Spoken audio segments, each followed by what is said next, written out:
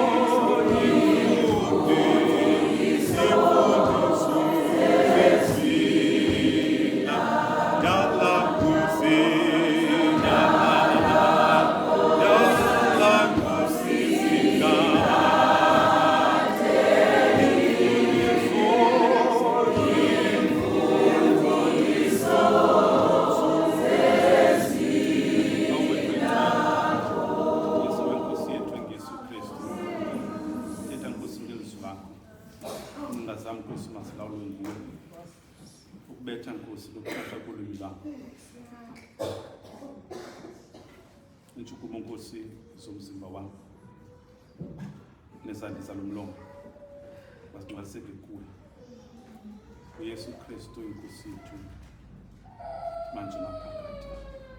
Amen. Satana kana wa mandla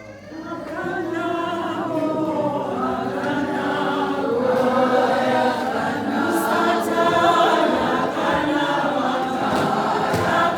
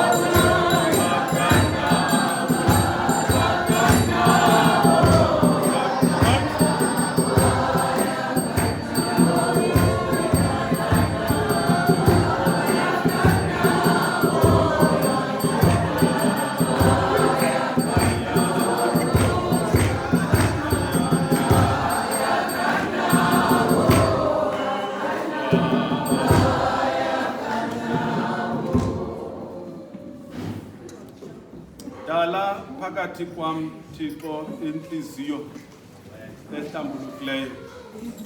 Ethunana ke ngenxa yo-waste ixesha elininzi. Yenye le ncwadi ebhalwa, it has been confirmed ibhalwa nguye uDavide. Ethi xa uyifunda ubone ncakasa uba ngokwenene ngumthandazo womoni ozixwayayo ocola ukuxolelwa side sitsho nesihloko sayo. Lena chapter 51. Ncwadi ke apha zininzi wethu ezincwadi zendumiso ababhali bazo bahlukahlukene. Abanye izingoma and poems ezabhalwa kwanguDavide, ezinye ngoAsaph, ezinye zibhalwe ngoonyana bakaKora bedumisa babenexanduva loba badumise endlini kaThixo. Ndifuna uba ndichithe ixesha bethunana ngaloo nto kakhulu. Kodwa ke uDavide apha uqiniseki uba nguye lo bebhala lona ke umthandazo. Ayingompongo kodwa lo ngumthandazo womoni. Ide itsho nesihloko sayo bethunana sithi uthandaza umoni apha. Khamende ke ethandwa lelizwi likaThixo. uDavide ke lo ndiqinisekile unitsi bethu siyamazi uba ubani na uDavide. Akho mntu apha ungamaziyo uDavide nebali lakhe. Kodwa ke kunto endizithandayo apha ngoDavide endicela uba nje mhlambi ndizi-highlight kancinci njengoba edzalwa ke endlini kaJese bethunana. uJese ongunyana kaObhedi, umzukulwana kuBoaz noRute, umMowabi owazikhethelayo wemka kwinkolo yamaMowabi waguqukela kwinkolo yamaJuda wakhonza uThixo. Uphuma ke kwinto enjalo ke uDavide. uDavide kubomi bakhe ibe bubomi obufani kakhulu, obustrange as a young man. Kwa uhlobo olu azalwe ngalo uDavide liyathethisa kakhulu. Luthethisa kwalapha endlini yakokwabo, endlini kayise bethunana. Bani asilandele isibhalo kaDavide uba wazalwa njani na. Ndifuna ube ndichithe ixesha apho. Kodwa ke njengoba kwakrokrwa njengoDavide uba ingwalapha, uba kwakrokrwa ngoDavide uba ayingwalapha kwampahla uDavide. Unina waphumela ngaphandle ngoba uJese akakhumbuli yena elala nomama kaDavide. Banelikhumbula kakuhle ibala lakhe ngento eyenzekayo bethunana. Ndifuna ube ndichithe ixesha ngaloo nto leyo. Kodwa ke ebe engwalapha. Loo nto ke yabangela uba angathandwa ncam uDavide nangabanakwabo aba bethunana. Khumbulani kaloku uba into abaniyiqaphele is that uDavide niyamazi uphele esiba esalusa pha ezindle, you know. Ngexesha ke kubhalwa ngexesha lecawa kudala, the early church, kwakungayi lo msebenzi oba ngumalusi kwakunganikwa naye nabani na. Wawungumsebenzi owawusenziwa ziinkhulu zekhaya okanye ngutata wekhaya, ngoba wayengumsebenzi onobungozi kakhulu. Yile nto uDavide apha ekukwaluseni kwakhe wadibana nengunyama, nalikhumbula mosiphalakhe neebhere. And isizathu soba aphele nikwa lo msebenzi yayindlela yokuba acinywe igama, ngamanye amagama. Wanikwa umsebenzi ngoba he was an outcast apha kokwabo, engathandwa naligazi lakhe lingafuni nokumbona. Laba ndiyavakala nabethuna. So ukhuleke uDavide enobomi obunjalo. Yile nto engenamntu mani engakwazi engahoyanga nanguyise lo wembali, engenamntu akwazi ubalekela ayokhalela kuye uDavide. Kwa abantu bakwabo aba basixhenxe bangakwazi ukusondela akhale kuye. Yile nto wakwaziyo ukubhala athi uYehova ngumalusi wam, andisoyika ukoyika ubi, ngoba wabona uba akekho omnye umntu okwaziyo uba secaleni kwakhe. Kunjani nje izinto ezazisenzeka kuDavide, he then even himself realized engekabizwa nguThixo ngokwalapha ezibhalweni, kodwa uThixo wayeseqalisa ukumsebenzisa. Zihlobo zami ezithandwa lelizwi likaThixo, wabona uba uThixo nguye naye wayeziqonda ubana izinto angena adlule kuzo, it is not because unamandla unobulumko okanye kutheni. There is a divine power okanye being ehamba kwakunye naye uDavide. Nabantu avakala na zihlobo zami ke ezithandwa lilizwi likaThixo.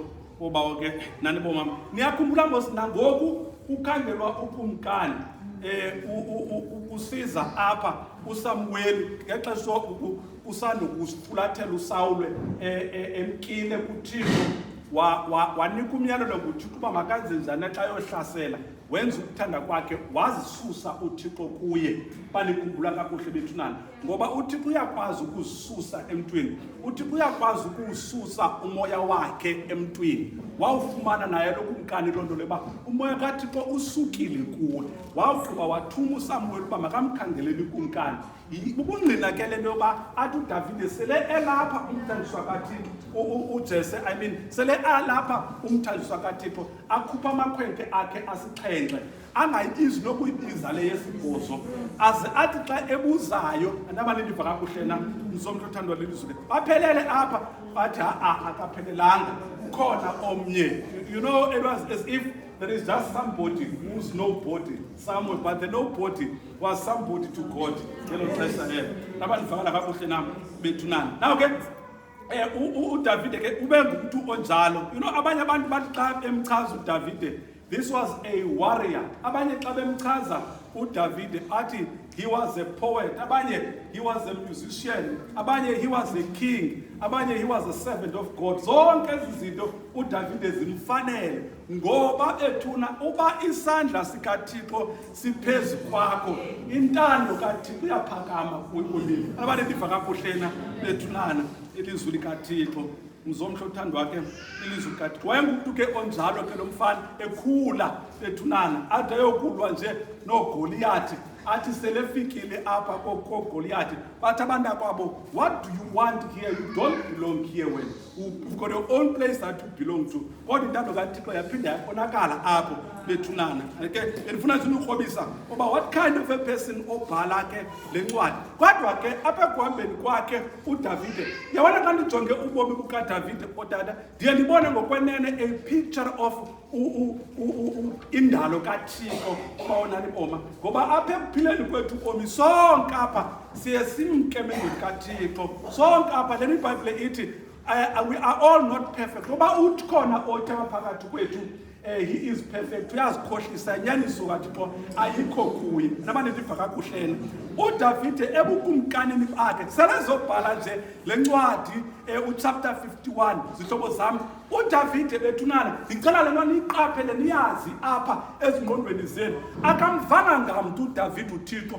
uDavide uyamazi uThixo zihlobo zami kunza nje uDavide akukho mntu wakhe wafika kuye wamxela ngoThixo kodwa uDavide izihlandlo ezininzi udibene noThixo wambona uThixo. Nabanye ndiva kakuhlena mzomhlo othandwa lelizwi kwantu lemba uthi xa umamele bobonani boma intetho yakhe kwezindumiso uvuba lo mntu ngokwenene lo yamazi uThixo. Ndicela bake xa sihamba nelibhali ube nalo nto leyo apha kwengqondweni ba uDavide lo yamazi uThixo zihlobo zami. Wazi uthando lukaThixo uDavide, wazi uxolo lukaThixo uDavide, wazi uDavide iprotection kaThixo ngokugqibeleleyo. Ngamele ngcwele ethandwa lelizwi likaThixo apha ke xa ebhala lencwadi ke ngoku usale engukumkani eselulawuleni kungekho nto imnqabeleyo uDavide ethetha uDavide ngelizwi lakhe kwenzeke. Zomhle othandwa lelizwi likaThixo kunjanjoku uDavide emanyela ubukumkani bakhe ibona ubukumkani bukhulu, flourishing in all respect apha xa ebhala lencwadi. Kodwa ke ebuthakathakeni bakhe njengomntu welilizwe uDavide banikhumbula kakuhle kulaa ncwadi kwakhona kaSamuel le nto ayibhalayo apha uDavide yinto yenzeke ngoko mzomhlobekekileyo awathi esajikeleze ebusuku endlini yakhe umkhosi wakhe uphumile usedabini oba wonani boma xa ndizandiyeka sizawugoduka dala nkosi apha ngaphakathi kwam inhliziyo ehlambulukileyo. Khamente engcwele ethandwa lilizwi likaThixo ithi mbali ke eBhayibhile wayejikeleza uDavide ebusuku uvuke ebusuku uDavide wajikeleza phezu endlini yakhe mzomhlubekekileyo ngothandwa lelizwi likaThixo apha ekujikelezeni kwakhe amehlo akhe atsalwa oba wonani boma yinkosikazi engaphesheya kwenyumzi oba wonani boma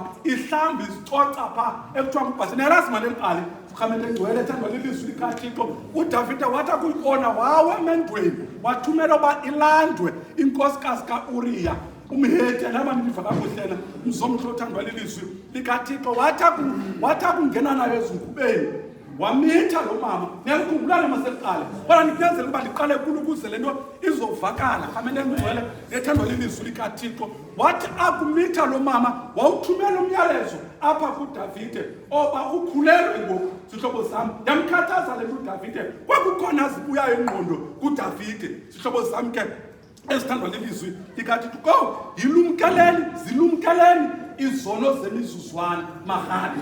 Zilumkeleni izono zemizuzwana ngoba iziqhamo zazo zihamba kude kungapheli. Amaniva kakuhlena amene egcwele ethandwa lelizwi likaThixo. Apha kuDavide uzibone eganxeleka kulome kwinjalo wacinga iqhinga necebo ngoba uyabona leti sisono iyathungelana. Uthi wakhonakala kule ndawo ucingela iqhinga ozawuphuma ngalo kanti uzombela umngcuma worse than before. Zihlobo zam ngoba esi sono sikulidisela kwesinye isono esiza kukhupha kwesinye isono. Anabani liva kakuhle na mzomhlo othandwa lilizwi likaThixo. Zabuya ingqondo kuDavide wathi makukhawulezwe kuyobizwa uUriya emkhosini, one of the generals zomkhosi kaIsrayeli. Zasondezwa zihlobo zam uthi uUriya xa efika apha kuDavide athi uDavide kuye ufike gqibela nina ukuya endlini yakho thabathi ithuba mani uhambe uyohlamba inyawo. Zihlobo zam endlini yakho wagqiba ulale kwakho. Mane niva kakuhlena mzomhlo othandwa lilizwi likaThixo wathi lo mfo unikwe uxanduva. His calling, he remained true and loyal to his calling. Akafike endlini yakhe ngoba enene esithi ezinye generals umkhokeli wam uyowaphi ungapha emkhosini namadoda kaIsrayeli zawuhamba njani ndiyokungena ezinkubeni kodwa kukho umkhosi ohlaselayo. Ithi incwadi kaniyifundayo wakhetha lo mfo ukulala apha ecangweni likaDavide. Nabandiva kakuhle mzomhle othandwa lilizwi likaThixo. Ekuseni uDavide ufumana le nto uba akahambanga lo muntu uthe makahambe otsho endlini yakhe. Ngamanye amagama eliqhinga ubusiza nalo did not succeed. Mzomhle othandwa lilizwi likaThixo wavuka lo mfo wabuyela phi emfazweni. Uthumela umyalezo uDavide uthi mthatheni nilibeke ngaphambili. Zihlobo zam ke esithandwa lilizwi likaThixo ukuza kujungelwe kukufa ngoba isono sizale esinye isono. Zihlobo zam esithandwa lilizwi likaThixo uzibona kuDavide ekumekwe njalo khamene engcwele ngokwenene lazalisekisa ke liqhinga wabulawa uUriya. Wafika umbiko esithi ubulawa uUriya. Zihlobo zam ke esithandwa lilizwi likaThixo uYehova uThixo abona emfihlakalweni ngoba uThixo ubona apho singaboni khona. Iingcinga zikaThixo zingapha kweengcinga zethu. Yile nto isahlulayo phakathi kwethu noThixo ngoba uThixo iliso lakhe nasezinsizini bade bathi abantu xa bethethayo liyabona iliso likaThixo. Zihlobo zam uThixo waziingcinga zakho ungekaziqulunqi. uThixo zingekafiki nasengqondweni zakho. Zihlobo zam uThixo waziingcinga zakho zingekaphumi ngomlomo. AbuThixo sezazi iingcinga zakho. Mzomhlo othandwa lilizwi likaThixo kwenzeke loo nto ke apha kuDavide khamene engcwele ethandwa lilizwi likaThixo. Wathumela ke ngoku uThixo uNathani wabasondela apha kuDavide. Ufika uNathani akwethu uDavide athi ndicela uba njengokumkani uvapha undilamlele kukho amadoda amabini. Niyakhumbula uMoselibhali mzomhlo othandwa lilizwi likaThixo uthi la madoda awalingani. Enye sisityebe emzini omnye, enye inanto ineenkomo ineegusha, le ingenanto inemvunje eyodwa. Zihlobo zam ke uthi ngathi kulo mbhaleni ndiyamthela ka eyidiscribe uthi le mvumo ifike incinci apha kuye ayithathe asibeke esifubeni athi xa esidla adle kunye nayo athi xa esela asele kunye nayo. Mzomhle ke ilizwi likaThixo uthi ke ngoku lokumkani xa ethetha noDavide wafikelwa lo mfo lindwendwe lesikomosi lakwaJuda.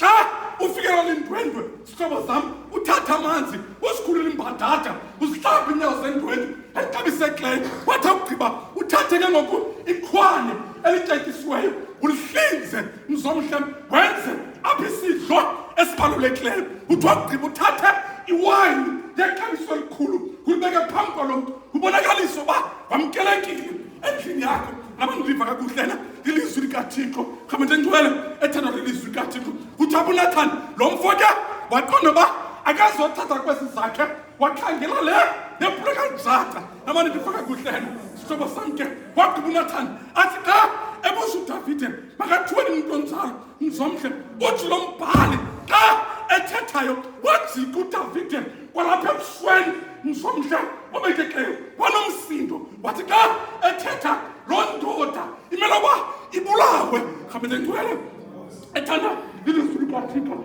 uthi uNathani xa emjonga uDavide xa sizagoduke athi kuye lo ndoda nguwe sihlobo sam ke esithandwa lelizwi likaThixo ngoba icebo likaThixo has got a way of coming out ngexesha elifanelekileyo mzomhle ke othandwa lelizwi likaThixo ndimthanda pha uNathani xa ethetha noDavide athi Davide yinoba inhliziyo kaThixo uyenze ngohlobo uThixo wakukhetha phakathi kwamadoda akwaIsrayeli wakuthambisa wakunika ubukumkani uThixo wakunika isizwe sonke sikaIsrayeli sihlobo sam ke wakunika nobukumkani ngoba bekunganelanga nesisitshaba okanye nabo bantu nabafazi uThixo akunike bona kutshilo kuThixo ngokwenene nabasebenzisana uThixo mzomhle ke othandwa lelizwi likaThixo xa sigoduka uthetha loo nto uThixo ejonge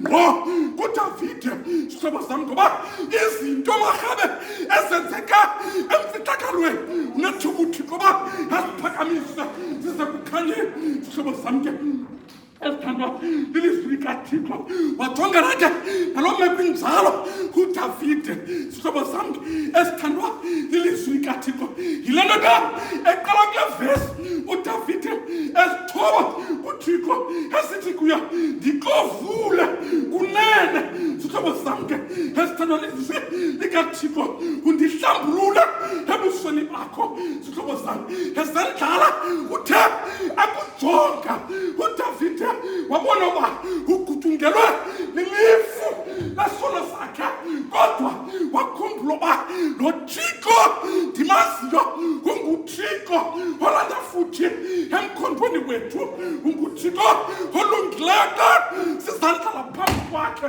sihlobo sam unguThixo oxolelayo wakhumbula loo nto uDavide kwanyanzeleka ukuba makaguquke uDavide ajonge ngasemva wakhumbula uba ndithuthathutsha ndiwele imilambo ndihamba ndedwa kodwa uThixo akazange ndishiye nomzuzwana sihlobo sam wakhumbula uDavide uba bendilala emadlelweni kungekho mntu ebusuku kumnyama sihlobo sam kodwa uThixo wahlala ekukukhanya okuhlala kude kuba sephakadeni wakhumbula loo nto uDavide waguqa phantsi ngosiba wamcenga uThixo esithi kuye Thixo ndihlambulule ngehisopi sihlobo sam ke esithandwa lilizwi masigodukeni mahambe sihlobo sam esithandwa lilizwi likaThixo utsho apha kuvesi 7 uDavide uzijongile sihlobo sam yabona ke xa ndinika ligoduka ndicela ndiqaphela le nto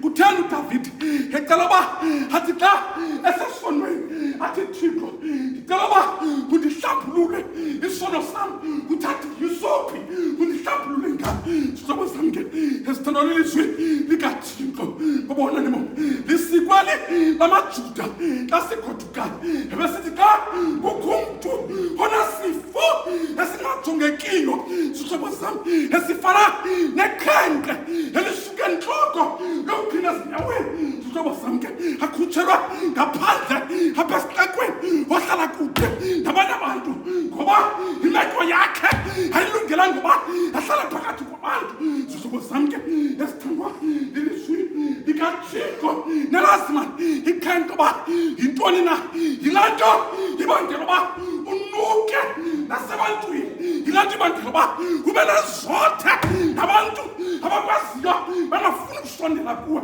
sihlobo sam esithandazayo ikonjalo babona nibona wawusithi ke umbingelelo omkhulu etempileni xa ungathi uyaphila sihlobo sam asiphume ngaphandle akukhangela umbingelelo omkhulu sihlobo sam ke esithandwa lilizwi ezakuhlambulula athatha amahoba amabili sihlobo sam halibulala linye halisike kumthombo mpomboza igazi athatha amanzi ahlambulukileyo akhalalele igazi sihlobo sam athatha uboya obubomvu athatha ihoba lesibili sihlobo sam athatha nomthu kuthiwa yisida sihlobo sami asithandwa lilizwi elikaThixo khamene ngcwele ethandekayo awugqiba izinto athathe ke ngoku apha nehisopi eyiplanti erhabaxa asidibanise izinto awugqiba asithathe nehisopi akufefe izihlandlo ezizikhenkle sihlobo sami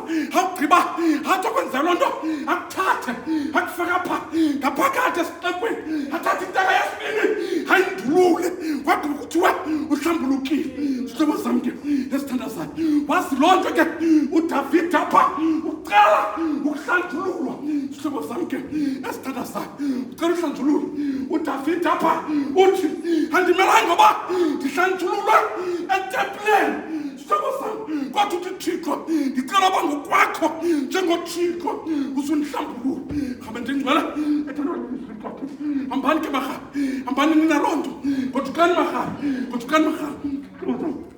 esithandwa lilizwi likaThixo athi awugqiba ke uDavide ucela uThixo ngoba mhlambulule sihlobo sami uzibona uDavide enkone sisola sehlabathi sihlobo sami uthanda uzijonga abone engenalo sihlobo sami nethuba lokuhlala in the presence of God sihlobo sami ke esithandazayo amcela uThixo agqiba athi kuye Thixo ndiyacela uba xa ndikovula ndibe mhlophe njengekhephu sihlobo sami uzibona uDavide engcolile emdaka kube sazoba phakathi koThixo nomntu ngoba kukusono kukumsanza sihlobo sami esithandazayo hambani ke marhabi ndinekile ku into yesibini uDavide ayicela sihlobo sami ke esithandazayo uthi Thixo ndicela ubudala apha ngaphakathi kwam intliziyo ehlambulukileyo uthi uDavide uthi Thixo ndikule meko ndikuyo nje kungenxa yentliziyo engahlambulukanga sihlobo sami esithandazayo uthi uDavide apha imbangoba sizibona ngamanye amaxesha sigaxeleka kwiimeko ezingathandekiyo kungokuba intliziyo zethu asimanga kakuhle phambi kobuso bukaThixo uthi uDavide apha sihlobo sami esithandazayo uthi uDavide ndicela Thixo uba ususe intliziyo yehlabathi elawulwa zizinto zehlabathi undinike intliziyo elawulwa lizulu sihlobo sami ke esithandazayo utsho apha uDavide sihlobo sami ke uthi uDavide apha Thixo ndicela uba undikhulule kumaxhamadela entliziyo yelizwe sihlobo sami undinike intliziyo esandikhululela elusukwini lakho utsho apha uDavide sihlobo sami ke esithandazayo godukani ke godukani marhabi ndiqilele uba ndithunyiwe ekuseni nje utsho apha uDavide ucela loo nto bomama khamene ngcwele ethandwa lilizwi likaThixo ngumntu onjani ngumntu onentliziyo ehlambulukileyo ndicela udlula kuloo ndawo sihlobo sami ke esithandwa lilizwi elithandwa likaThixo sihlobo sami ngumntu onjani ngubani umntu onentliziyo ehlambulukileyo nimbona njani sihlobo sami esithandazayo uvuma laa vesi asixasendlala phambi kwaThixo athi iguqule eyam intando uyifanise nale yakho sihlobo sami ngumntu onjalo ngumntu onentliziyo ehlambulukileyo umntu onentliziyo ehlambulukileyo kulowa ukwazi ukuthi ndarhunkosi ndikonile ngokuthelela izwi lakho sihlobo sami ngumntu onjalo ngumntu onentliziyo ehlambulukileyo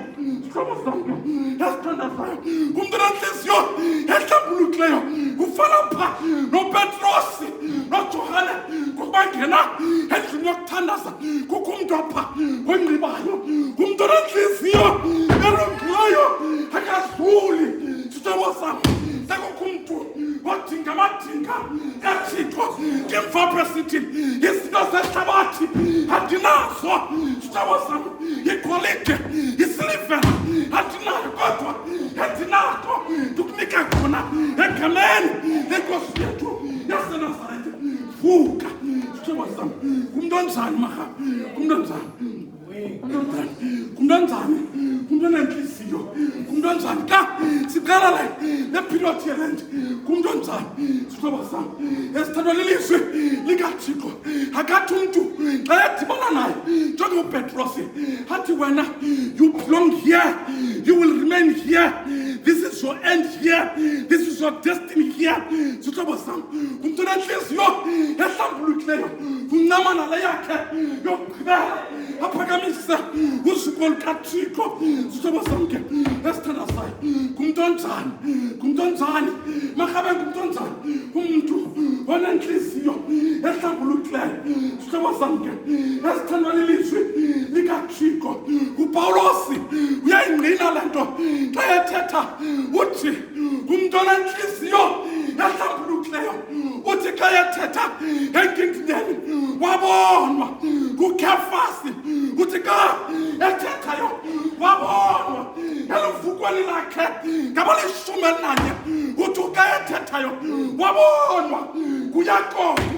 Sihlobo sam ke esithandazayo uthathi xa ethetha andimelanga ngoba ndibizwa njengompostile ngoba ndinguye nomncinane athi ekugqibeleni kubo bonke ayinto ezelwe phambi kwexesha layo wabona nanjini. Sihlobo sam uthi xa esima engqini uPawulos ngobukhulu bukaThixo uthi ndinjenjenje kungenxa yobabalo lukaThixo.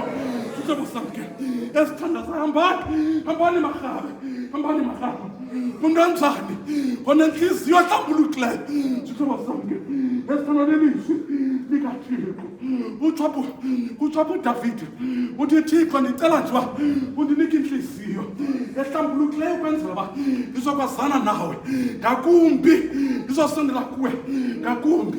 Hambani marhabe ndicela inhliziyo ehlambulukileyo kuThixo. Umsomhleke obekeklayo nantsi ke indawo endigqibela ngayo xa ndiniyeka nigoduka, nantsi into endigqibela ngayo marhabe. Uyabona inhliziyo ehlambulukileyo angekho uyifumane inhliziyo ehlambulukileyo ungekayenzile into. Uthi apha ezantsi uDavide xa ethethayo uthi Thixo ndiyakucela uba umoya wakho ungasuki kum. Sihlobo sam ke esithandazayo ukhaphela loo nto pha uDavide uthi ndingayicela inhliziyo ehlambulukileyo kodwa umoya kaThixo awukho, inhliziyo yam ayizokulunga. Sihlobo sam ke esithandwa lilizwi ndicela bani ke nihambe naloo nto ke ngoku xa ndiniyeka nigoduka, ngoba xa nizawuthandaza kweli xesha lelente nimane nisithi kodwa Thixo ngoba ndingumoni ongapha kokuqonda kodwa ndicela ntonye kuba ungemke umoya wakho endlini yam, ungemke umoya wakho kum, ungemke umoya wakho ebantwaneni bam, ungemke Thixo umoya wakho endlini yam, ungemke Thixo umoya wakho emtshatweni wam, ungemke Thixo umoya wakho kwibandla lasemasinta, ungemke Thixo sigemke zonke ezinye izinto kodwa Thixo ungemke umoya wakho ngoba mkile kuzaba kulilise. Sihlobo sam ke ndicela uba nihambe naloo maKristu ndinaphila ngoba ke naliboma umoya kaThixo. Uyabona mvangeli umoya kaThixo ulunyalenywa zizinto zonke akho ndikwaziyo ukuma phambi komoya kaThixo. Anindiva mani marhabe, anindiva hambani niyocela umoya kaThixo uba ungemke kuni ukuze iinhliziyo zenu zihlambuluke ngonaphakade. Hambani maKristu msomhleke wathandwa lilizwi likaThixo rhamente ngcwele ethandazayo ngalaa mhla uSamuweli ecela kuJese esithi kuye ayikho namunyana kwasondeza uDavide uthi umbhali xa ethetha wathi akungena uDavide endlini wathethe ngelizwi uThixo wathi sukuma mthambise nguye lo. Sihlobo sam niyayikhumbula mnasilento wathatha ingobozi eneoli uthi umbhali wayemuDavide phakathi kwesizikithi sabantakwabo ayingabamfuniyo. Sihlobo sam uthi ubhali xa emgcoba uSamuel wehla umoya kaThixo ngamandla phezu kwaDavide uthi xa ethetha ukususela lo mini. Sihlobo sami ke hambani esenza zonke ezi zinto uDavide ulawulwa ngumoya kaThixo. Sihlobo sami uDavide esilwa neentaba nje ulawulwa ngumoya kaThixo. Andiva marhabe ma uYesu ephuma entlango nje uthi umbhali wombathiswa ngamandla ezulu. Sihlobo sami niphina eJerusalema egumbini eliphezulu niphina kuzaliseka lantwitshi hlala lapha eJerusalema zeningemki nithe nombathiswe ngamandla asenyangweni kwenzeka loo nto apha egumbini eliphezulu. Sihlobo sami ithi mpreka ethetha behleli mkhalamnye endaweni inye ukuze umoya kaThixo wehla nalapha emasinda masihlaleni maKristu mkhalamnye nangezelinye ndaweni inye ukuze kuthiwa kwehla kubonakala amadangatya omlilo phezu kwethu ngoba unguThixo ophilayo.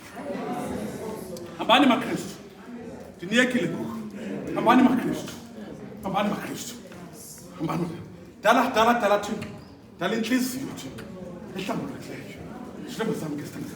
Ngicela bathe sekhe nihambe ngeso singqikile ngoba nimcela uThixo makadala. Sihlobo sami oba uyaziwa nani boma oba uyaziwa uba wena ukumphuma ntwa wena. Sihlobo sami oba ikhona imbambane kuyaziwa uba ngoba niforos nesazi ngosiforos ezankoma zitsala ngaphambili. Sihlobo sami ndicela ngoba usuthi nowasikwazi unjalo kodwa uguqe ngokuthi Thixo adala apha phakathi kwam inhliziyo entsha ehlambulukileyo uthi Thixo bendizenzela ngokwam uthanda ngomoya wakho ubumkile kum kodwa Nkosi ungemnye umoya wakho kum. Sihlobo sami ke esithandazayo ndicela ke ngoku into njalo cela into enjalo bethuna andinazi kodwa nina niyazazi. Sihlobo sami oba kukho into ekufuna uba kuthethwa ulwimi ngayo umntu wokuqala uyazi uba ngubani ozayitsibela. Sihlobo sami ndicela ngoba kuseni nje kube nento ethi Thixo ndiyazazi nam into ebalulekileyo ngoDavide wazibona kwathetha ilizwi likaThixo kuye wazibona uDavide waphakamisa isandla wathi dala Thixo inhliziyo yami. Sihlobo sami ke esithanda sami mhlawumbi elibandla lingafikeleli nje kule ndawo ebekumele balifikelela kuyo bakhona abantu abahlala phansi babophumeleleyo. Sihlobo sami ke esithanda sayo kodwa apha kule nkonzo yelengi. Sihlobo sami senithi xa nithandaza nithi Thixo indlu yakho le makulawulwe wakumoya. Sihlobo sami hambani ke ngoku, hambani maKristu, hambani maKristu nalapha emasinda. Hayi mhloba bakhona abantu ekuthethwa kuvuwe ngabo wathi kuthetha akho mntu nothetha ngapha kwakhe bakhona nalapha kona nawe. I'm challenging you to say change your identity. Sihlobo sami sondela kuThixo ongumncedi. Sihlobo sami enkonzini yakho yokuthandaza kwakho sesithi xa sikubona sive nolwimi uba ihlambulukile inhliziyo, ihlambulukile inhliziyo. Hambani ke maKristu, hambani maKristu, hambani maKristu ma, hambani maKristu, hambani. Uyabona ngona nisahlala phaa ePretoria kwibandla lokuqala endakhe ndasebenza kulo. Sihlobo sami esithanda sayo indlu yami yapha enandihlala kuyo yayisethambekeni mathola kokwethu isethambekeni emva kwayo icawe enandisebenza kuyo kusapho sithe sihlobo sami esithi xa ndime phaa emnyango ndimbona umuntu wesizwe sekude. Sihlobo sami esithanda lizwi likaThixo ubona nimo kukumama ke wayithanda uthi xa yesiza. Sihlobo sami mind you andikakwazi nothana nesi sitwana salapha andiyazi akakubuliswayo kwakuthwaleni. Sihlobo sami abantu xa behlekayo ndiyahleka xa bequmbile ndiyaqumba. Sihlobo sami ngoba babuya umva ndibuya umva ngoba ndiyiva nto bayithetha. Sihlobo sami ke esithanda sayo emana lo makho xa esenyuka pha unenamana zodlula apha kum endlini lo mama. Sihlobo sami afika pha endlini andixelela uba umdala ubani yinto naziwa ngayo.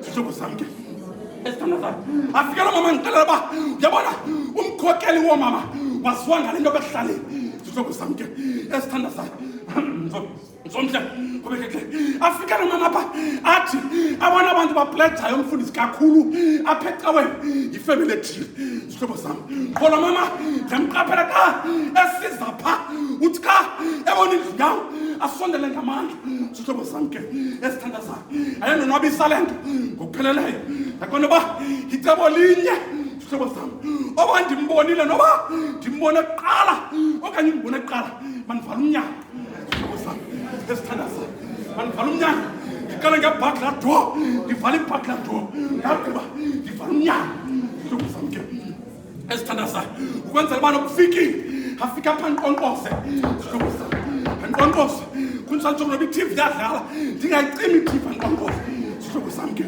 esithandwa lelizwi likaThixo umzomhle ngobeke kle ndasuka ndathi ngenye imini esingcwabeni sihlobo sami ke esithanda sakhe xa ndikrweka esithi yabona lo mama mfundisi wayekhonza apha kuthi ebandleni wemka ngenxa ka-A no-B no-C sihlobo sami esithanda sakhe ndasuka namjonga ndathi kuye loo ndoda nguwe sihlobo sami esithandwa lelizwi ndingathi ndamane ndipha kakuhle umzomhle ngobeke usukela ngaloo mini uba wena ndibonga ndambona ba xa esiza utshintsha i-direction sihlobo sami esithanda sakhe ndathi ba I wish God uba usebenzile entliziyweni yakhe sihlobo sami dala nkosi intliziyo le nto waziwa ngayo nalapha emasinda ibhasi ikinyeyile sihlobo sami ndicela uba uguqe ungacela mntu uthi Thixo dalapha kum intliziyo ehlambulukileyo uyabona Thixo kulo nyaka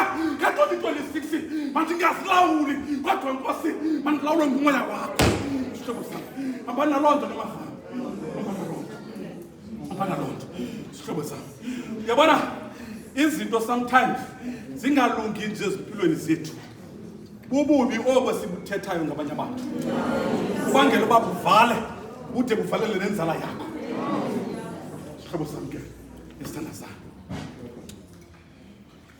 ezinye izinto zenzela inzala yakho hambani marhara ndimcela uThixo elowo nalowo njengoba ndithetha yakho mntu uperfect apha uqala ngam umane ezandla la phambi kobuso bukaThixo athi Thixo dala into entsha apha kum dala into entsha dala into entsha dala into Thixo mandikhe ndingathethi ngoku ku-expect uba mandithethe Thixo angathethi Thixo aba bantu uba bekle uba ndibathembi mna kodwa ndithemba wena ngabo Thixo ngabo Thixo dala you can only do that xa unenhliziyo ehlambulukileyo inhliziyo ehlambulukileyo ayithi xa ibone next door kwinto ephucukileyo eyenzekayo qaphela le nto uba ubona okulungileyo nokuhle any progression komnye umntu uba buhlungu apha kuwe ngaphakathi yazi uba inhliziyo ehlambulukayo yazi ngoba xa umnana se-next door kulungile kukuhle nawe famba uzolugcorho phakathi indumso kaThixo unento ethi uba uthi uyawuphendule next door umthandazo nalapha kumthimba uzawuphendula umthandazo uba intanga zakho they are far ahead of you fanele umbone phaa kuze uThixo ngokwenene wagqiba uthi nalapha kumthixo uzawufika yes uThixo khumbulani bethuna noba ii-orders zethu azifani ii-orders zethu azifani ii-orders zethu sihlobo sami azifani zethu order wakathi umama xa ndiphendula omnye umama ndisithi niphuma kunye ngexesha elinye xa ndibheke edolophini kodwa nibuye ngokwafana ngokulinganayo wathi lo mama naxa singene edolophini abanye bapusha itroli abanye baphatha nje ibhaskithi uphethe ibhaskithi ukhawuleza uphume kodwa xa uphethe itroli uthatha ixesha uphume uze ufike ekhaya emva komuntu ii-order zethu bethuna azifani masimnyamezeleni uThixo sisazi uba uThixo uyadala sihlobo sami uThixo ungumdali nalapha kuThixo uzawudala eleli lizwi lenkosi inkosi mayisikelele ukufunda nokushunyela kwelizwi layo ngoku naphakade